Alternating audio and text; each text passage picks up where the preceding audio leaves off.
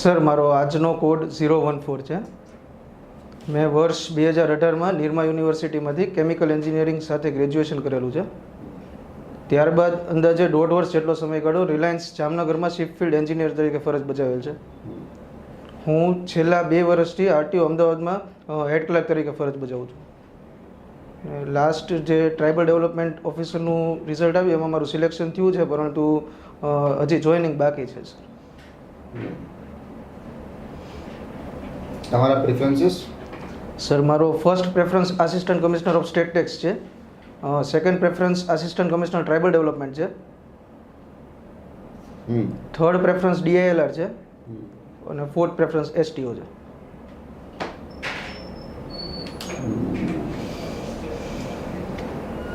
તમારા પ્રેફરન્સીસ ને અત્યાર સુધીની જર્ની જોઈને પેનલને એવું લાગે છે કે તમે ખાલી સરકારી નોકરી કરવા માંગો છો, તમારું પાર્ટિક્યુલર ઇન્ટરેસ્ટ કોઈ ફિલ્ડમાં નથી.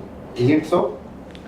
ના સર, હું એવું માનું છું કે મારો પર્ટિક્યુલર ઇન્ટરેસ્ટ વહીવટી સેવામાં આવવા માટેનો છે, ગુજરાત એડમિનિસ્ટ્રેટિવ સર્વિસ માટેનો, અને એના માટે જ મેં રિલાયન્સ ક્વિટ કરી હતી.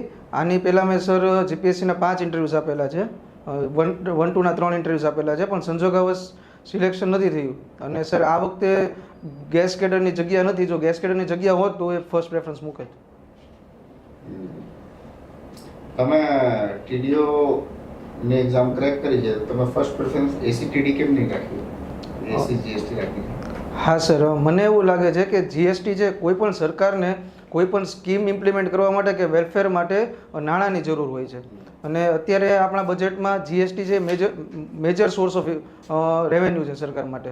તો જો હું જીએસટી આસિસ્ટન્ટ કમિશનર જીએસટી તરીકે સારું કાર્ય કરીશ તો સર સરકારનું જે નાણાકીય બ્રોડ બેઝ છે એ વધારવામાં હું ફાળો આપી શકીશ.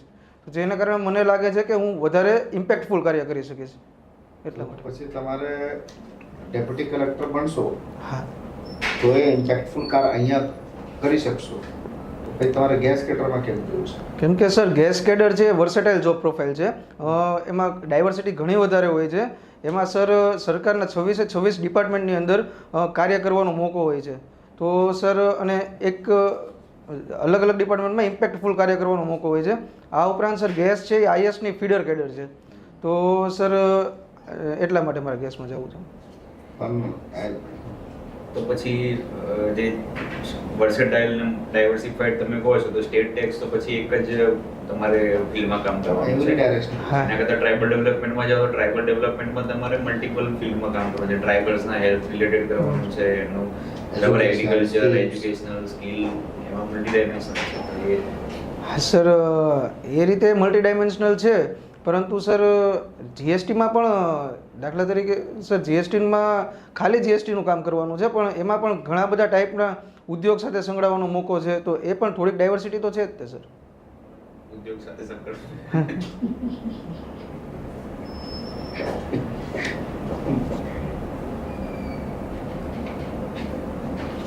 આપણે ભોપાલ ગેસ ટ્રેજેડી થઈ હતી. હા સર. એ પાછું ન્યૂઝમાં છે. કેમ ન્યૂઝમાં છે? સર કેમ ન્યૂઝનું તેના વિશે ખ્યાલ નથી મને સર. કયો ગેસ લીકેજ થયો હતો? ફોસ્જીન સર, મિથાઇલ આઇસોસાયનાઇડ કેમિકલ હતું જે ત્યાં યુસીસી યુનિયન કાર્બાઇડ યુસીએલ એમાં સર મિથાઇલ આઇસોસાયનાઇડ કેમિકલ રાખેલું હતું. એ મિથાઇલ આઇસોસાયનાઇડ છે વોટર સાથે રિએક્ટ થઈ અને ફોસ્જીન ગેસ બન્યો હતો અને ફોસ્જીન ગેસ લીકેજ થયું હતું. અચ્છા, એ ન્યૂઝમાં કેમ છે તમને ખ્યાલ નથી? ના સર, હું વાંચી લઈશ એના વિશે ખ્યાલ. વેસ્ટેજને ડમ્પ કરવાનો કોઈ જગ્યા ત્યાંના ગામવાળાએ વિરોધ કરી છે? હા સર, હા, એ વિશે ખ્યાલ છે મને. સર ઇન્દોર સર સબકોન્શિયસલી મને ઇન્દોરમાં ડમ્પ કરવાની વાત હતી, પણ એ લોકોએ વિરોધ કરી છે એવું કંઈક ડિસ્ટ્રિક્ટમાં એવું યાદ છે. એક્ઝેક્ટ મને ઇસ્યુ ખ્યાલ નથી, સબકોન્શિયસલી થોડુંક યાદ આવે છે. તમે કહ્યું લાર્જેસ્ટ જીઆઈડીસી ઓફ એશિયા કયું છે?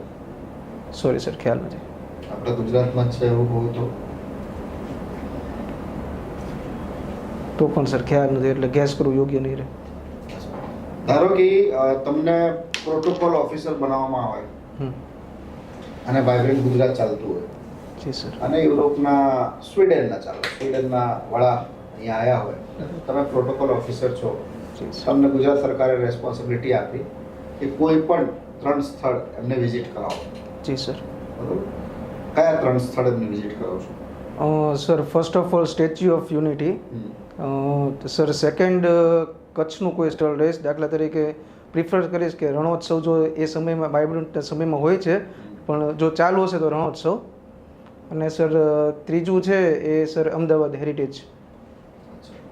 ધારો કે મને એક પ્રોટોકોલ ઓફિસર બનાવવામાં આવે જી સર.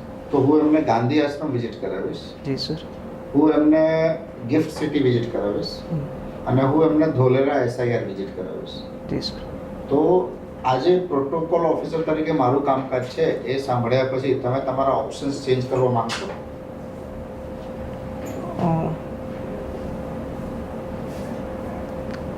જી સર, જે લાસ્ટ ઓપ્શન છે જેમ કે મેં અમદાવાદ હેરિટેજ કીધું એની સાથે સર ગિફ્ટ સિટી આપણે સાંકળી શકીએ છીએ કેમ કે નજીકમાં છે, પણ મને એવું લાગે છે કે હું તો જો મને જ ચાન્સ મળ્યો તો હું આ 3 ઓપ્શન સાથે જ જઈશ. અચ્છા, તો vibrant Gujarat is all about tourism and culture? ના સર, વાઇબ્રન્ટ ગુજરાત ઇન્વેસ્ટમેન્ટ માટે છે અને એમ્પ્લોયમેન્ટ ઓપોર્ચ્યુનિટીઝ માટે છે, પણ સર મને એવું લાગે છે કે જો આપણે એમને ટુરિઝમ, વાઇબ્રન્ટ ટુરિઝમ કલ્ચર વિશે દેખાડીએ, મતલબ ટૂર કરાવીએ તો સર એ કોઈ ત્યાં પણ ઇન્વેસ્ટમેન્ટ ઓપોર્ચ્યુનિટીઝ આવી શકે છે. અને સર જે ધોલેરા શહેર છે કે ગિફ્ટ સિટી છે એના વિશે તો સર વાઇબ્રન્ટની જે આખી સમિટ છે એમાં બાય ડિટેલ એક્સપ્લેનેશન આપવામાં આવેલું હશે એટલા માટે. અચ્છા, ઓકે.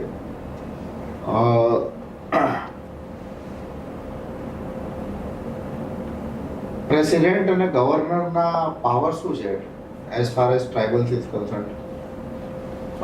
સર 5th શેડ્યુલ અને 6th શેડ્યુલ, કે જે 5th શેડ્યુલ છે એ 10 સ્ટેટ્સમાં છે, આસામ, મિઝોરમ, મેઘાલય અને ત્રિપુરા સિવાયના જે શેડ્યુલ એરિયાઝ છે કે જ્યાં ટ્રાઇબ ડોમિનેશન છે એના માટે આપણે 5th શેડ્યુલ આપેલું છે, અને 6th શેડ્યુલ છે એ આ 4 એરિયાઝ માટે છે. તો આ એરિયાઝમાં કેટલા પાર્લામેન્ટના એક્ટ કયા હદ સુધી ઇમ્પ્લિમેન્ટ થશે એ નક્કી કરવાનો પાવર્સ ગવર્નર અને પ્રેસિડેન્ટને છે. સર ટ્રાઇબલ, દાખલા તરીકે ટ્રાઇબલ એડવાઇઝરી કાઉન્સિલ છે જે 5th શેડ્યુલમાં કન્સ્ટિટ્યૂટ થાય છે, એ કન્સ્ટિટ્યૂટ કરવાના પાવર્સ ગવર્નર પાસે છે. સર જે 5th શેડ્યુલ 6th શેડ્યુલના એરિયાઝ ડિમાર્કેટ કરવાના પાવર્સ છે ગવર્નર પ્રેસિડેન્ટ પાસે. સર જે ટ્રાઇબલ, સર મને એક્ઝેક્ટ ખ્યાલ નથી પણ જે ટ્રાઇબલનું જે વેલફેર માટેનું જે પર યર જે અહેવાલ સુપ્રસિદ્ધ કરવાનું હોય છે, દાખલા તરીકે NCSC, NCST એ પાર્લામેન્ટને પ્રસિદ્ધ કરાવે છે. ખ્યાલ નથી સોરી.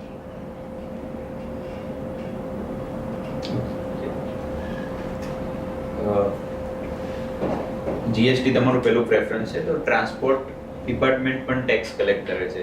જી સર. કયા કયા ટેક્સ કલેક્ટ કરે છે? સર મોટર વ્હીકલ ટેક્સ કરે છે ટ્રાન્સપોર્ટ ડિપાર્ટમેન્ટ.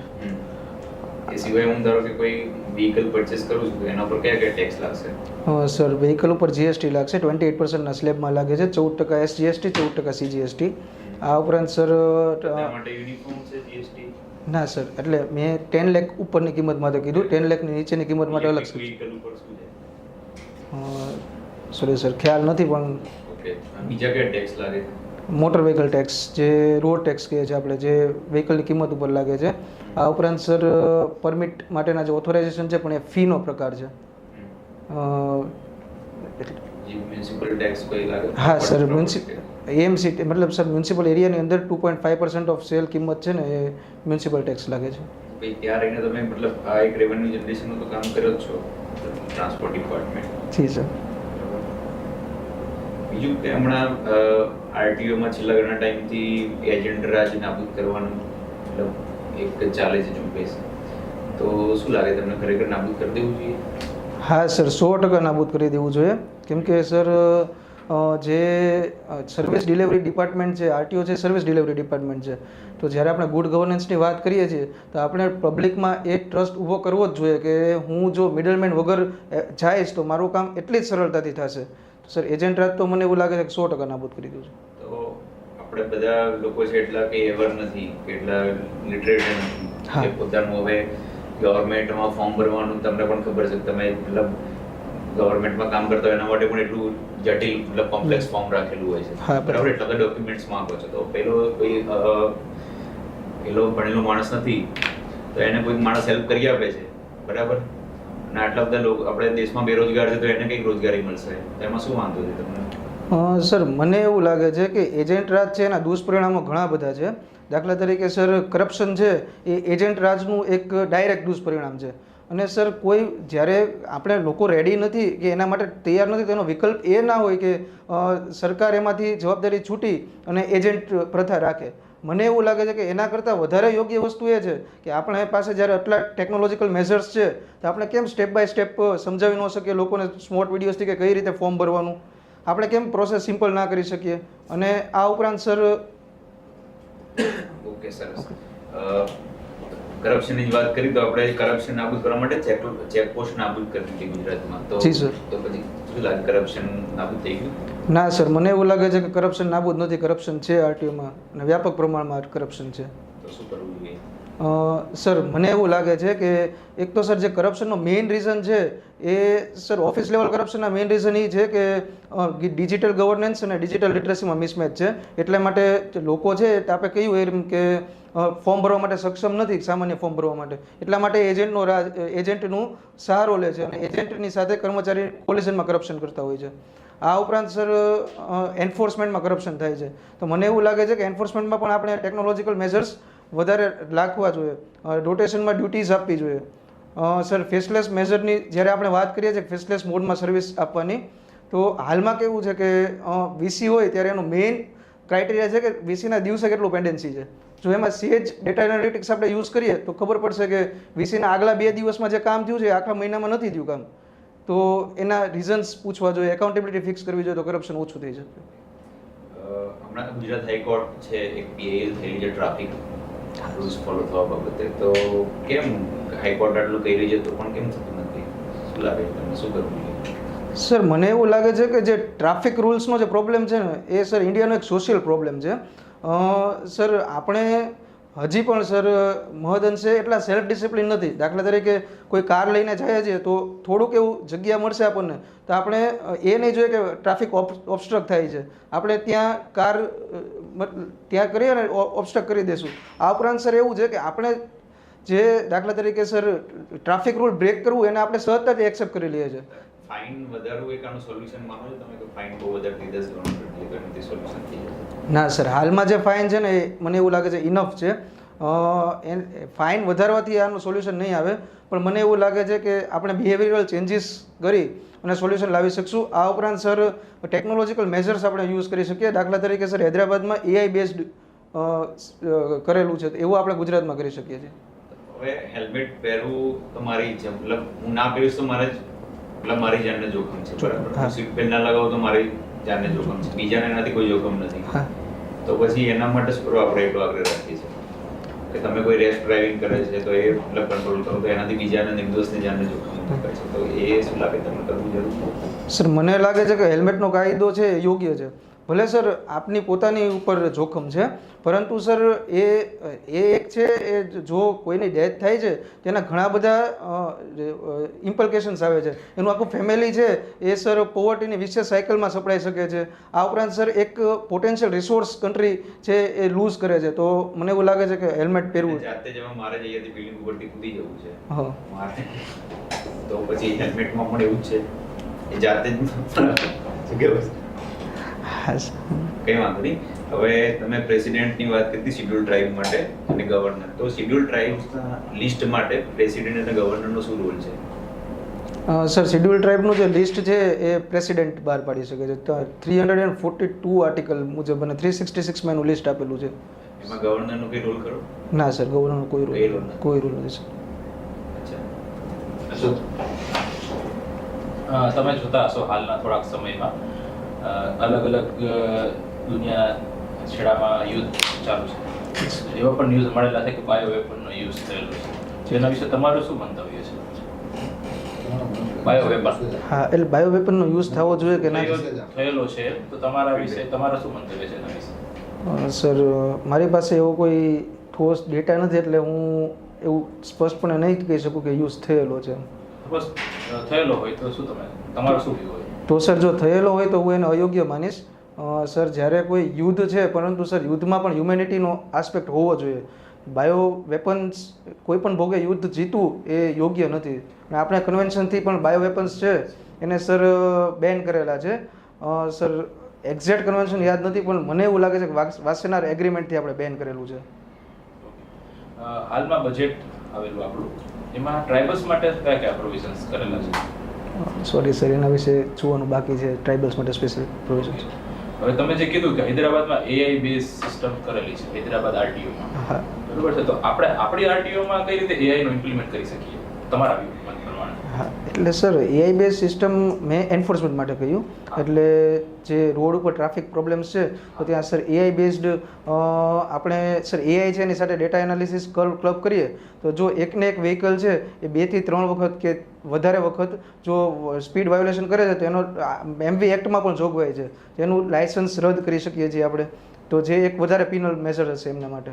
આ ઉપરાંત સર ધીમે ધીમે જેમ AI પ્રોગ્રેસ થશે એમ સર મને એવું લાગે છે કે જે અત્યારે કામગીરી કરે છે, દાખલા તરીકે સ્ક્રુટિનાઇઝેશન ઓફ સર્વિસીસ કે ટ્રાન્સફર ઓફ ઓનરશિપ માટે આવતા એપ્લિકેશનનું સ્ક્રુટિનાઇઝેશન, એ બધું એના યુઝથી કરી શકાશે આપણે.